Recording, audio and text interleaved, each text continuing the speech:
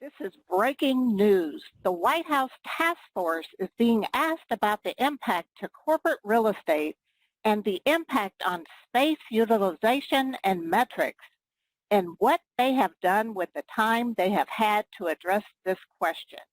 Here to address that question is William Lee from Bank of America. Thank you, Lauren, and on behalf of the task force, thank you, Vice President Pence, for this opportunity. Space utilization metrics will now have to support all of our people's safety and security. Many among us are rethinking the purpose of the office space. Although we will continue to remotely, at least many of us, companies will continue to assess and identify who should go back to the office. And our evolving office space will have to allow for physical distancing, future flexibility, and focusing more on gathering spaces, since remote work will now be part of the solution. Next question, please, Lauren. This pandemic started to hit us all hard mid-March. What did you do with the time you had to address how space utilization and metrics will be impacted going forward? What do we really value? Thanks for the question, Lauren. I'll now refer you to my colleague, Anne-Louise White from Verix, to answer that question. Thank you, William. We just want to say, first of all, we value our people, so their health and their safety has to be the #1 concern. We do strive to strike the right balance between being fiscally responsible while making sure we are going to be able to create a great workplace experience across the board. Without specific targets and metrics, this does become more difficult, but one size does not fit all. It's more important to us to be flexible so we can accommodate and address the unique needs of each group and the nuances of each market, rather than trying to apply a blanket approach across the organization. How will space be used going forward? Will COVID-19 reverse the trend of reducing square footage per employee? Let me refer you to my colleague Brian Southerly from Hickson and Kay Sargent from HOK on that question. Thank you, Anne-Louise. An opportunity exists to amend the trend and focus more on the outcomes and how the design enables higher values for the organization. Cost will always be a factor, but it will also be more about the behaviors the space will create, both from a performance and a health perspective. The desire to provide physical distancing will likely result in a reduction of density in the workplace, but we will also see an increase in remote working as well. So while the square footage per work point will likely increase, the overall square footage per employee might stay the same because there will likely be fewer of them in the workplace and in the office at any given time. I think we need to have some new definitions about how we measure the space as well. So we've created this chart over to my right. Space utilization really should look at static utilization, which is square foot divided by the number of work points assigned to the space, versus dynamic utilization, which is the square footage divided by the number of people assigned to the space. Oh, a follow-up. Are metrics important, and if so, why? Sure. We're going to let Chris Joyner from Fisher take that question. Thanks, Brian. Well, just like we've learned from the past, you can't manage it if you can't measure it. Next question. What metrics has your company or your clients used to determine the status and success of your real estate and your space? And how does that relate to your company's mission and values? I'm going to pass you right back over to Brian for that question. Sure. Thanks, Chris. Corporate real estate metrics are mostly related to square foot per person and density.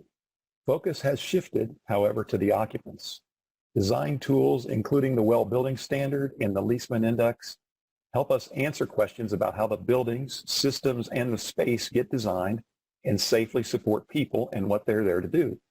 Clients desire a positive assessment and an honest reflection on things like the safety and healthy workplace, engaging workplace design, promoting the corporate culture that reflects corporate initiatives, things like environmental sustainability, diversity, and gender equity.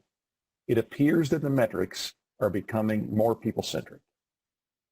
Next question, please. Do you believe those metrics are still relevant? and or how do you think they will shift?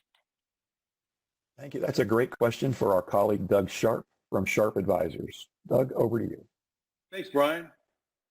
Cost-centric metrics for managing space typically assume that space is a liability. But once we can move beyond that, we can start to assess the value side of workforce abilities, where space becomes an asset and a powerful business tool which enables people. We have an opportunity to do both and hold both at an equal level. Corporate real estate is both an expense and an investment in innovation, opportunity, and growth. Next question. What things should be measured if we want to focus on human-centric factors? Lauren, I'm going to pass you over to my colleague, Kay Sargent, for that. Thank you, Doug. So we've created a whole list and a chart that I'm showing over here to my left of things that we think really focus more on human-centric measurements: attraction and retention, access to decision makers, user satisfaction, pride of place, well-being. All of those things have a huge impact on how people feel about their space. Anne Louise, do you have anything that you want to add to that list? Yeah, a few more things that are going to be important when measuring what we need to be thinking of going forward. A little bit different than what we've done in the past. For example, measuring the amount of time people spend working heads down, so focus minutes per day compared to the amount of time people spend in meetings, how much time people spend with their managers during a given week, and also another idea is looking at the actual distance between people who collaborate together daily and figuring what that is as well. COVID-19 and the shutdown has hit the economy hard. Will companies place greater priority on reducing expenses? I'll take that one, Anne Louise. Cost is always a factor, especially given the challenging economic times that lie ahead, but COVID-19 may be a catalyst to shift the point of view to the people who occupy our corporate real estate. The focus is on safety of our associates right now. Add the attraction and retention issues that may be more complicated, the need to continue to invest in educated, certify, etc. The scale may be tipping to more shared focus response. It's about creating a balance between creating an effective work environment and maintaining cost efficiency, a balance between the HR and maybe the CFO. Upward focus versus crisis mode, but for the foreseeable future, health and performance will rank ahead of cost, and that might continue beyond the coming months if organizations can prove a return on investment. Next question. Will the significant business disruption and prolonged uncertainty ushered in by COVID-19 bring transformational change in companies' leasing strategies? Let me hand that over to my colleague, William Lee, for that. Oh, thank you, Chris. As we continue to focus on our employees' health and wellness, our leasing strategies will change to realign our space with our employees and clients' businesses. With more of us continue to work remotely, some of us may continue to look to right-size our portfolio, while others may look at optimizing our labor market footprint. All of these changes will increase our responsiveness to future pandemics. These changes will push us to make our portfolio more agile as we continue to review our footprint needs and our leasing strategies in lockstep with our company's evolving business needs in 2021 and beyond. With that, Lauren, we can take questions from the audience.